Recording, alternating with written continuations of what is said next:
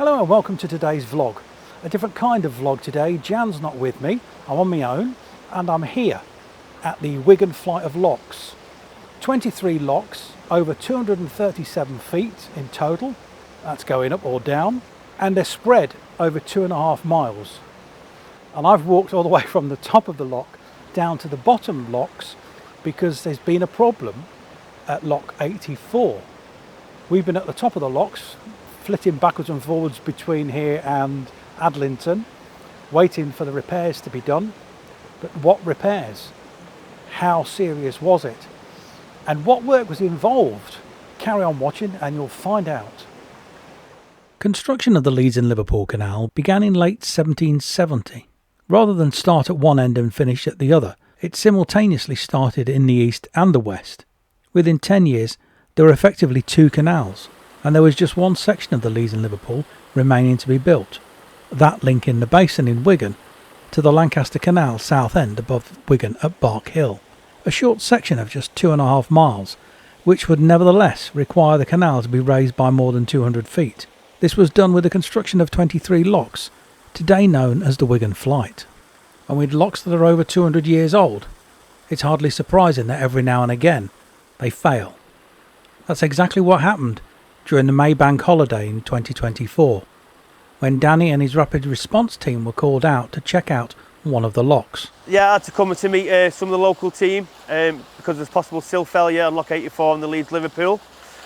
So I come to site, we had a look, and obviously from that point on they had to arrange an emergency stoppage. So an emergency stoppage is obviously, with direct services you have planned works. With this being an emergency, there's no time to plan the work. We just get in. I'll get in contact with all the contractors, i.e.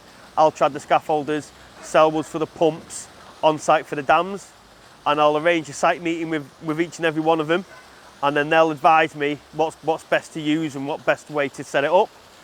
And then once that's sorted, we'll then put a stoppage notice up online, and then we'll arrange a date to start, and then we'll come in. After weighing up various options, it soon became clear to the team that access from the side of the lock was going to be an issue. They had to devise something completely different so that large machinery could get inside the lock itself. As you can see in the background, we had to get a large digger and dump truck in the bottom of the canal, which took 145 tonne of stone and 15 tonne of clay. At the moment, the team are working so hard just to remove the ramp and get the canal open. It's taken just over 3 weeks. The first week was planning how to get the plant in and planning how to do the job safely. We had our engineering team out and myself to have a look at the access at the side of the lock, and with the size of the machine it wasn't safe to do it, so we had to go to plan B. Let's get this road in, put the dams in and go in through the tailgate to do the repair. One thing fairly unique to this particular lock flight are the wooden beams underneath the floor.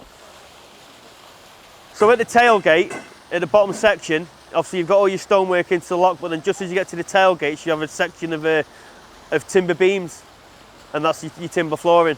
But obviously the situation you have with them is obviously sometimes you can rot, gaps can be made, and obviously the water will divert underneath the floor, possibly causing to pop the apron up. So what was happening was that we were trying to fill the lock up, but because obviously it was going under, the concrete apron had lifted and instead of lifted, it was just bypassing it all, going straight underneath it and out.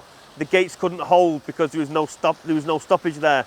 So the water was just bypassing it all and just emptying straight out. In order to remove the damaged timbers, they needed to break up the concrete apron. As soon as we realised what it was, once we got the dams in, the pumps in, and we can thoroughly dewater the lock to then get in locked in to inspect it, we then had the engineers who come to site, and obviously they looked at the situation, and then that's when it went to the designers, and that's when they designed basically the new apron, how they wanted us to plan the work and how they wanted us to do it going forward. And obviously we had to get subcontracted in Rabbies, because obviously the concrete slab was that big, we couldn't just do it with some jackhammers and a couple of men and a winch. And that's what basically took its time as well, planning it all. Because obviously in the end we had to drain the pound, because we found the best way was to drain the pound below, put a big ramp so then the digger could then come in, track into the canal, And obviously where the biowash is, we made like a bung with clay, so the water just bypassing it won't come back into the lock. And then they'd track in, and he'd come with his digger, and he broke it all out of his digger. With a clear lock floor, the team were able to pour in some new concrete to create a new arrowhead and sills. It would take about 4 or 5 days for it to go off or cure, and thankfully the weather stayed reasonably dry. Once we got all that set, the new sills fitted. We fitted the new sills with 35mm threaded rod, and each rod's a metre deep. And obviously the sills are 350mm, so it's gone in. It's gone in quite a fair, substantial bit, and and there's like 5 bolts in each sill. So we used that as the shutter in at the front, and then because we got the old stop plank groove at the back, we left the stop plank in, but we also extended it. We also extended it past that an extra 300mm.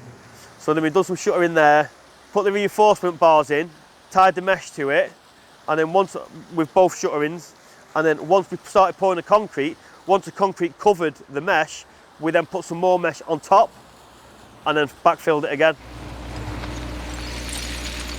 With all the problems overcome, it seems the teams are progressing well, and Jeff's already looking at possible completion dates. Will it be open for the weekend? Fingers crossed. It'll take us a day to get the stone out, and then hopefully Friday morning. It obviously can't come soon enough for this family of swans and cygnets, who are just as eager to get down the locks as the boaters. From the last count, we worked out there are at least 25 boats waiting at the top of the locks and about 10 to 12 at the bottom. Let's hope the opening goes really well. Thanks for watching this little vlog. Hope you've enjoyed it. Don't forget to give us a thumbs up for a like. Subscribe if you haven't already, it's totally free to do so. And then press the bell icon. Ding! Thank you, Jan. And YouTube will notify you next time we upload a vlog, which hopefully will be us cruising. And we'll be going down these locks, obviously. In the meantime, stay safe, happy cruising. We'll see you next time. Bye!